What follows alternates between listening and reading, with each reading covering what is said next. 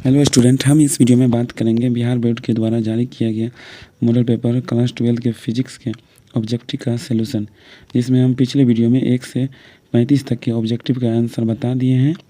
और इस वीडियो में शुरू करेंगे प्रश्न संख्या 36 से। प्रश्न 36 है कि निम्नलिखित में कौन सी तरंगें वैद्युत चुंबकीय नहीं है। ऑप्शन ए है अल्फा तरंग, ऑप्शन बी है गामा तरंगे, ऑप्शन सी है अवरक्त तरंगे और ऑप्शन डी है एक्स तरंगे। तो इसका सही जवाब होगा अल्फा तरंग, यानी कि अल्फा रेज, ऑप्शन ए। अगला प्रश्न है कि सबसे अधिक आवृत्ति की तरंग है, तो इसका सही जवाब होगा ऑप्शन बी गामा तरंग। अगला प्रश्न है कि विद्युत चुंबकीय तरंगों के संचरण की दिशा होती है। 38 नंबर प्रश्न है, तो इसका सही जवाब होगा 38 का डी, ई क्रॉस बी के समांतर। अगला प्रश्न है कि half epsilon not E square की विभव यानी कि डायमेंशन क्या है। तो इसका सही जवाब होगा ऑप्शन सी ml-1 t-2। अगला प्रश्न है कि यदि किसी माध्यम से निर्वात में संपूर्ण आंतरिक परावर्तन के लिए क्रांतिक कोण 30 डिग्री हो तो माध्यम में प्रकाश का वेग कितना होगा। तो इसका सही जवाब हो जाएगा ऑप्शन बी, क्योंकि म्यू बराबर होता है 1/sin थीटा, यहाँ पर हो जाएगा 1/sin 30 डिग्री। जब इसको हम निकालेंगे तो यह हो जाएगा 1sin 30 डिग्री का मान होगा 1/2, ये 2 जाएगा ऊपर तो 2, और प्रकाश का वेग होता है 3 × 10⁸ मीटर पर सेकेंड। जब इसको हम 2 से भाग देंगे तो आएगा 1.5 × 10⁸ मीटर पर सेकेंड, जो ऑप्शन बी में है, ऑप्शन बी। अगला प्रश्न है कि +3D एवं -2D क्षमता के 2 लेंसों को मिलाकर एक संयुक्त लेंस बनाया गया है। तो संयुक्त लेंस की फोकस दूरी क्या है। तो इसका शॉर्ट कट ट्रिक है कि 3 में से 2 को घटा दीजिए, इसका आंसर आ जाएगा 1 मीटर, यानी कि ऑप्शन सी। अगला प्रश्न है खगोलीय दूरदर्शी में अंतिम प्रतिबिंब होता है, यानी कि the final image of astronomical telescope is. तो इसका सही जवाब हो जाएगा काल्पनिक एवं उल्टा, ऑप्शन सी। अगला प्रश्न है 43 कि समान आयाम एवं समान तरंगदैर्ध्य की 2 प्रकाश तरंगें अध्यारोपित की जाती है, तो परिणामी तरंग का आयाम अधिकतम होगा कब। तो इसका सही जवाब होगा ऑप्शन ए। अगला प्रश्न है कि कौन सी घटना प्रकाश तरंगों के अनुप्रस्थ प्रकृति की पुष्टि करती है। Can which phenomenon support the transverse nature of light waves. तो ये पुष्टि करते हैं ध्रुवन, यानी कि ऑप्शन सी। अगला प्रश्न है कि ध्रुवित प्रकाश के कंपन तल तथा ध्रुवल तल के बीच का कोण कितना होता है। तो इसका सही जवाब होगा 90 डिग्री। प्रकाश वैद्युत उत्सर्जन की घटना में आपतित प्रकाश की तीव्रता बढ़ने पर प्रकाश वैद्युत धारा क्या होता है।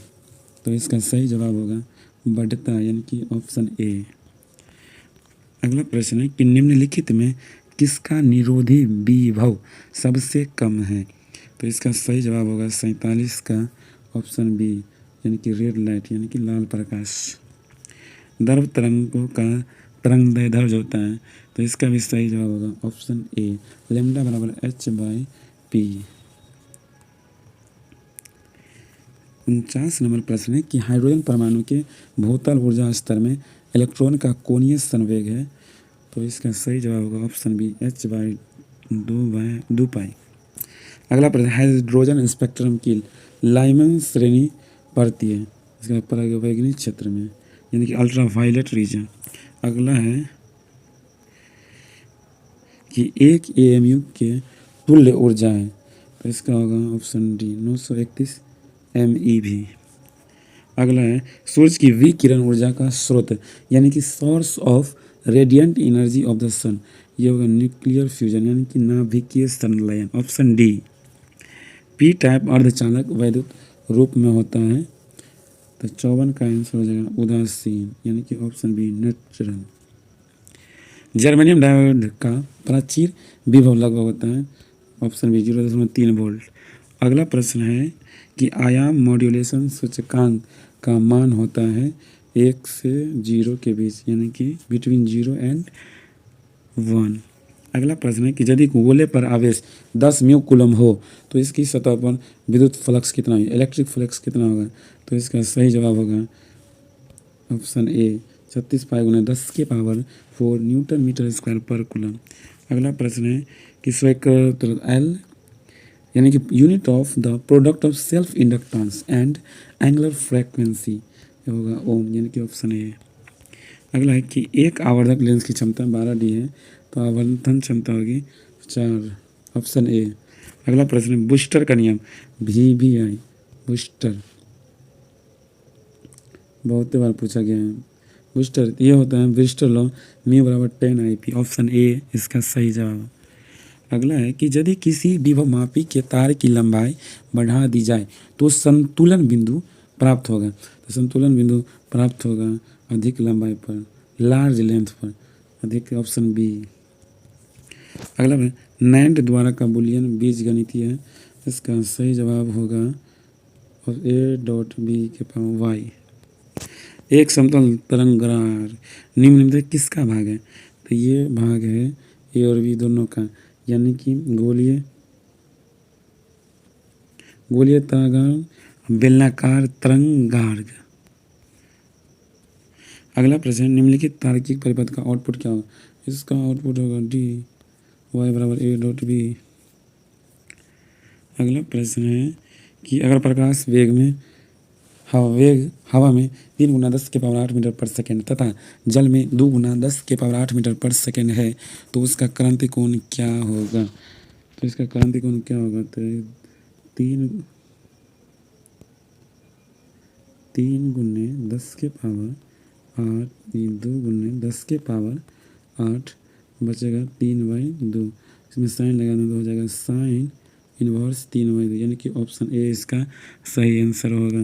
क्योंकि 10 के पावर 8 से 10 के पावर 8 खत्म, मीटर पर सेकेंड से मीटर पर सेकेंड खत्म, बचेगा 3/2, साइन इनवर्स 3/2, ऑप्शन ए सही है।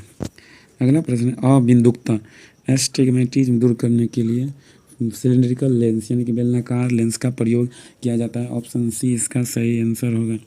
कांच के लिए किस रंग का अपवर्तनांक अधिक होता है।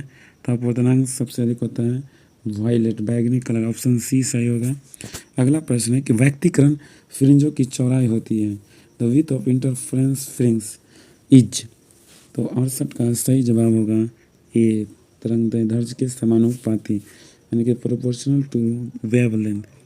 अगला प्रश्न है कि यदि विद्युत क्षेत्रीय तथा अनुगमन वेग ई तथा VD हो तो संचालकता होगा। तो इसका होगा VD/E, यानी कि ऑप्शन बी इज करेक्ट। अगला है कि 70 LCR परिपथ में ऊर्जा का क्षय होता है प्रतिरोधक में, ऊर्जा का क्षय होता है प्रतिरोधक में।